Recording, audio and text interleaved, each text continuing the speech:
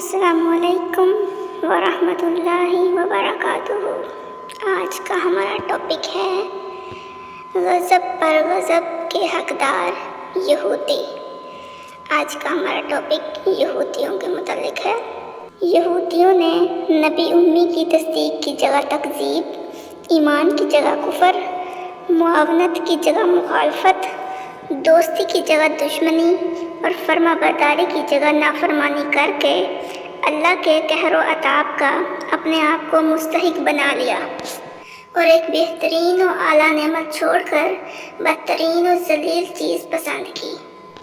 ان احمقوں نے حق فروخت کر کے باطل خریدا اور ایمان بیچ کر کفر مول لیا، کیونکہ رسول اللہ صلی اللہ علیہ وسلم سے ان ظالموں کو بڑا حسد و بغض تھا۔ یہ بات انہیں ناگوار گزری کہ اللہ پاک نے اپنا فضل عربوں پر اتارا، نبوت قریش کو مل گئی اور قریشی خاندان میں نبی مبعوث ہو گیا۔ فَبَاءُوا بِغَضَبٍ عَلَىٰ غَضَبٍ، ایک غضب تو بچھڑے کے پوجنے اور تورات ضائع کرنے کی وجہ سے تھا، جبکہ تورات ان کے پاس تھی۔ دوسرا غضب انجیل اور حضرت عیسیٰ علیہ السلام کو نہ ماننے کی وجہ سے تھا۔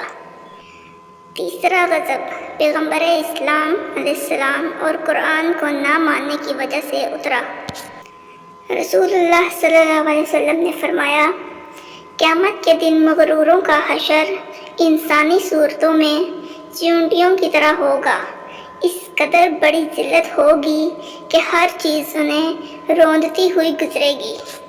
پھر جہنم کے قید خانے جس کا نام بولس ہے اس میں ڈال دیے جائیں گے، جس کی آگ دوزخ کی تمام آگوں سے تیز ہے، اور انہیں جہنم کی پیپ اور کچ لہو پلایا جائے گا۔